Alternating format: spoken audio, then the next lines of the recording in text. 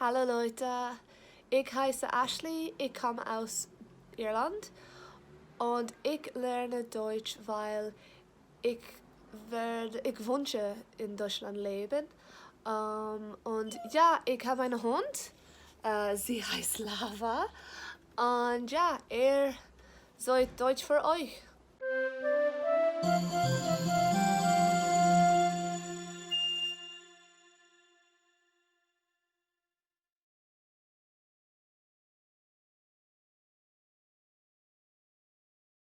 Hey! Today's gonna be a long video. We're gonna do a little bit of an update on where I am, have been, and will be, and then we'll talk about some interesting stuff, namely that being how do I even speak German and what dialects are there and what the hell is Hochdeutsch? And then also I have some exciting stuff from Lingoda to tell you about, so stay tuned until the end of the video if you want to hear about how you can learn with your friends, save money, and also donate additional money to charity, all while learning German as a group.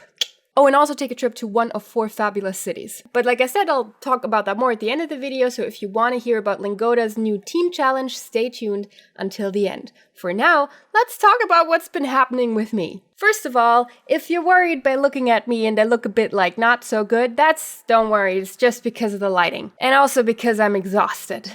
Okay, so joking aside, it is actually because of the lighting, because in winter sometimes the light is weird, and the reason why I haven't been making many videos lately and I've kind of been gone in general, I really haven't been posting much on Instagram either. By the way, if you're not following me there, go do it. The reason is that for months now I've been preparing for my final exams in both English and Russian, which are coming up in November. So I'm kind of starting to panic, but it's okay. So I've been studying hard and I have to know a lot of things, and it's kind of nerve-wracking. But I'm also glad to get to a milestone. Also, my car broke down last week, so that's been fun. But I'm still here.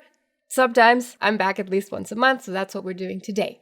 And today I want to talk about a very interesting topic, that being what the hell even is Hochdeutsch? You might have heard this word before. Hochdeutsch translates to High German. And you might have also heard that this is what you are supposed to speak. And this might spark a few questions, as in, high in what sense? And is there also a low German? And what is it? Generally speaking, Hochdeutsch is the less specific term that is used for standard German, Standarddeutsch, meaning the variety of German that became the norm, the standard. To say that less linguistically, a variety in a language means a different way of speaking, as the name might imply. So a dialect, for example, is a variety of any given language out there. There's many different ways to speak it. It might just be a difference in pronunciation, which we usually call an accent, but it might also be differences in what words you use and how you form your sentences, how your word order works. There's also other kinds of varieties that are not based on regions, which dialects usually are,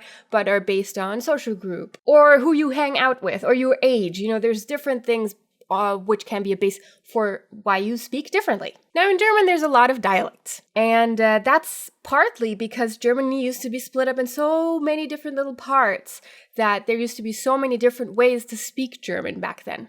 And now, as with most languages, at some point, people decided that it might be a good idea to kind of agree on one variety of German, so that in any given circumstance, if you really don't understand each other's dialect because you're from very different parts of the country, you can at least fall back on speaking the normed dialect to each other.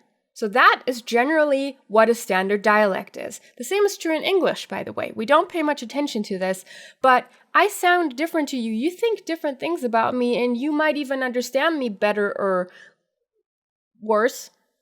That's how English works, yes? Better or less good if I use a different, for example, just accent. But you will all agree that I sound different if I just speak generally general American, if I, kind of speak like a Valley girl, or if I, fall a bit like more into New York territory. Or to a lot of you, it might have completely different implications if instead of speaking the way that I usually do in these videos, I suddenly sound a little bit more British, even though I don't really do it that well, unless I do it for a while. Or Australian, or within Britain, there are so many different dialects, Scottish, or you sound more like you're from the West Country, that kind of stuff. All of those are varieties. So generally, If you don't want people to assume too much about you, but depending on how you speak, you will go with a standard dialect. And the same is true in German. Our dialect culture is a bit different here. So different dialects, like in most places, will have different implications.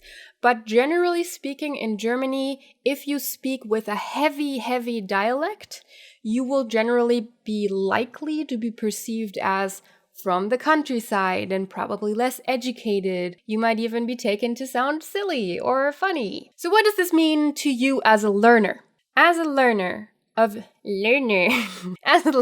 German, you will most generally, especially if you use books or classes and you don't just learn German by being around Germans, you will be taught Hochdeutsch because that is the standard. Some people who identify strongly with their local roots might take a certain offense to Hochdeutsch kind of taking this upper status, and Hochdeutsch, since that means High German, you can interpret the Hoch in two different ways. So let's clear up what this actually means. Intuitively, you might think that High German says this is the high form of speech, the elevated form of speech, meaning this is how the elite speaks. But that's not actually where the term is usually considered to come from. Instead, it actually comes from a geographical sense. Because we have Niederdeutsch, Nieder meaning low, in the sense of closer to sea level, which is largely in the north of Germany. While we have the Hochregionen, so higher regions, which are further towards the south of Germany. Like in many other languages, one of the biggest first steps in moving towards a common variety of German was the translation into German of the Bible by Martin Luther. Because when you translate something, especially in times where translation isn't that common and, all over the place yet, you need to pick what you are going to translate it into. And if you're in a country like Germany where there's thousands of different dialects, you might want to try to subsumize some stuff. So everyone, or as many people as possible, will be able to understand it, because that was the entire point of translating the Bible, right? So when Luther made his Bible translation, he largely used words from regions starting at about mid-Germany and south of that. Anyway, you know what I meant. And after that, without going into details of the history more, of course, there's a lot of interesting stuff to be told there, but basically it went through several stages of being normed more and more, and it always stayed oriented towards kind of the midsection of Germany and maybe also a bit towards the south. This is, for example, why the High German R is the R that you also find in French, and not the rolled R, r, like you find in, for example, some Bavarian dialects. So through this, because it became normed and the way that German is learned and spoken by everyone, it's spoken in schools too, etc. Hochdeutsch is now the variety of German that is not considered to be local to anywhere, although the cleanest Hochdeutsch is said to be spoken around Hanover, which is towards the northwest of Germany. But generally, it's considered part of being an educated German to be able to speak Hochdeutsch, even if you speak one or several local dialects as well. This is kind of a different situation from Switzerland and Austria, and also some other countries like Belgium or Luxembourg, where German is also spoken. Because there, German is an official language, but not necessarily the common language of everyone who lives there.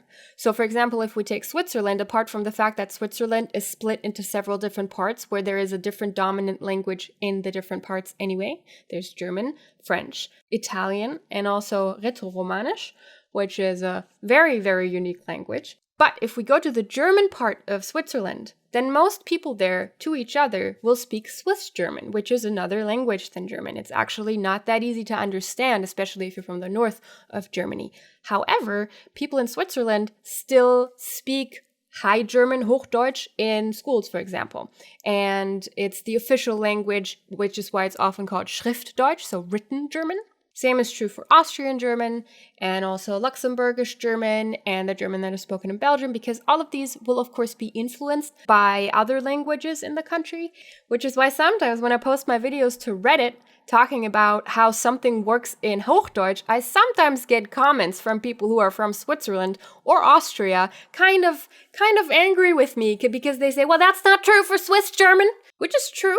I can't really speak about Swiss German. All of this sums up to the following thing. When I talk to you in my videos and I say this is what's correct, although I rarely even say that, but if I say this is what's correct or considered correct, or this is what the standard is, or this is how you say this in Hochdeutsch, it means this is how you should pronounce this, say this, form this, etc. if you want to speak and learn the standard variety of German, the norm, which is recommended simply for the fact that this is kind of your point zero, kind of the neutral setting. Of course, if you're planning to live in Bavaria for 5 years and that's mainly where you learn German, then you will pick up German with, for example, a Bavarian accent. Or if you live in Berlin, it's the same thing with a Berlin accent, etc., etc.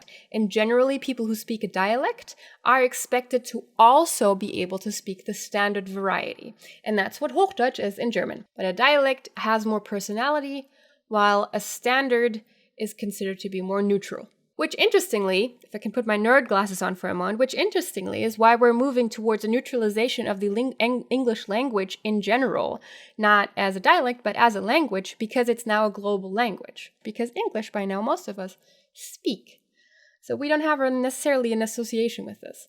So, interestingly, English on a global scale as a language is kind of moving towards a similar status as a standard dialect in any given language community, which I think is very interesting. What's also important is, just because there is a standard language doesn't mean you shouldn't have fun with language. If you hear a funny expression that is colloquial or from a dialect, or that you just like and you don't really know where it's from, use it. You don't need to speak perfect Hochdeutsch, but I would say you're doing yourself a favor in the long run if you're at least aware of Hochdeutsch. So what did we learn?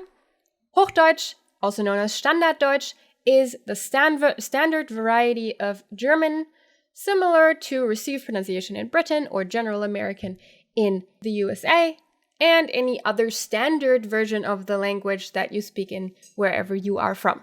It is seen as the overarching official language that is used in schools and other forms of education, in state contexts, on television, unless it's local TV. It's generally what literature adheres to, and it is a common ground for people from different parts of the German-speaking world to make sure that there is some mutual intelligibility so that they can understand each other. And that is why it's important for German learners too, because you will encounter Standarddeutsch a lot. And you will be expected to know it, even if you also additionally end up knowing some dialects. So language teachers, including me, encouraging you and pushing you to learn Hochdeutsch or Standarddeutsch is not to discourage dialects or to look down on dialects. It's rather to teach you a standardized version of German because there's so many ways to speak German. And the term Hochdeutsch is originally based on a geographical differentiation rather than a status differentiation. But to avoid any confusion about that and any implication about that, nowadays we tend to just say Standarddeutsch. Although to be perfectly honest, I tend to always say Hochdeutsch. I need to be better about that. Summed up, this means I teach Hochdeutsch. I take very good care to speak Standarddeutsch in general, just so there is a common system. So you don't get dialect at some point and then you get Hochdeutsch at another. But when I tell you this is how it works in Hochdeutsch, I'm not telling you this is the only right way to speak. I'm telling you this is the codified way to speak. So this is what you will find in dictionaries and the Duden, which is also where you can look up grammar, etc. So this is the normed version of the language. Doesn't make it better than dialects. It just means it's the standard. Okay, now you know what Hochdeutsch is. Now you can go back to learning it. And if you've ever thought about learning German with a group of friends, I now want to tell you about this really, really cool promotion that Lingoda has going on at the moment. If you've been on my channel for a while, you already know about Lingoda. If you're just coming in, then let me tell you about them really quickly. They're a language school situated in Berlin that teach classes online. And of course, right now, in the situation that we have going on in the world at the moment, this is all the more important if you want to continue your learning journey. And for this, they have created a new way that you can boost your language. The Lingoda Team Challenge. The challenge is as follows. You build a team. Your team can be as small as 2 people and as big as up to 12 people. You will then as a team take a language learning challenge for 7 weeks, and if by the end you are one of the top 10 learning teams, you will win a trip to one of 4 cities depending on the language you were learning. Or if you find that too risky under the given circumstances, you can instead trade in your trip for free classes with Lingoda. So what is this challenge? There's two kinds of challenges. There's the challenge and the super challenge. The challenge is to, within 7 weeks, take 21 classes, which means 3 classes per week. You can't take more than 1 per day. And everyone out of your team has to do this. Or you take the super challenge, which also lasts 7 weeks, but you have to take 5 classes a week. So 35 total, 5 a week, not more than 1 a day. Now you can join as an individual and get sorted into teams, but my recommendation is to find people to team up with beforehand because your benefits will probably be bigger, especially if you get together and talk about it, be that online or in real life. So if you're already in a German class, try getting people motivated there, or try finding people from the DFE community. You might find people in the comments, or maybe on my Instagram, or on my subreddit. Regardless of whether you sign up as an individual or a group though, if you finish 100% of your classes, then 20% of your classes will be donated to those in need, namely the Lingoda Language Scholarship Program. If you want more info on what that is, check out the link in the description. Also, you can get 10 euros off per person who you recruit into your team. So this is an additional incentive to get a group of people together. In order to get this 10 euro discount per person you bring onto your team, you have to make sure to let them know that you're coming through me. So when you're signing up, there will be a little field that asks you whether you are coming in through an influencer. When you get to that, put in Deutsch für euch, just like it's spelled out on the screen right here. So with just the U, not an Ü, in case you don't have that on your keyboard. So Deutsch für euch. And then they will know you are signed up with me and you will get a 10 euro discount for each team member that comes in. So if you get the full 12 members, you can save 110 euros just for coming through Team DFE. So, important things again. Sign up by November 1st, finish by December 20th. Either do 3 or 5 classes a week for 7 weeks. If you finish 100%, 20% of your classes will be donated to people in need. And if you are one of the top 10 teams of everyone who signs up, then all of you will win a trip to one of 4 European cities. In the case of German, that would be Vienna. All the conditions, all the details are on the website that is linked in the description. And if you do decide to sign up, don't worry, you will get clear instructions sent to you via email. And lastly, once again, make sure that when you sign up, you put in my name, Deutsch für euch, not für euch, für euch, so you can get a 10 euro discount for every team member that you recruit. If you do sign up, I wish you viel Erfolg. And now, before we get to the random word of the week, a quick shout out to my Patreon, which I won't talk about for too long, but I need to give everyone proper credit at the end of this episode too. I didn't want to skip that. So thank you to all of these lovely people that are scrolling by right now. All of them are supporting me on Patreon, which means that they give a little bit of money for every episode that I put out to support the show, to keep it going while I study my butt off. So if you want to also be on this list, or support DFE regardless of the list, and also get some rewards like my grammar scripts, for example, make sure you visit the page that is linked in the description right now. It's a bit further down in the description this time. And check out whether it is for you. Thank you once again to everyone on the list, and a special thanks to everyone pledging $10 and up. Now lastly, your random word of the week is der Abfluss, the drain. Der Abfluss comes from Fluss, fließen. Fluss also means river, but Fluss is when something fließes, flows, and up, the prefix up, which I made a video about, but it means away. So something flows away. Abfluss, the drain. Der Abfluss ist verstopft. The drain is clogged. Damn it. I'm sure you will say that sentence at least once in your life, so I'm giving you the word for it. Der Abfluss. Now, I've been talking a lot in this episode. I think I needed some balance for just sitting over books and not talking all the time. So thanks for letting me do that, for letting me talk at you. And I will see you next time. Bis dann. Tschüss.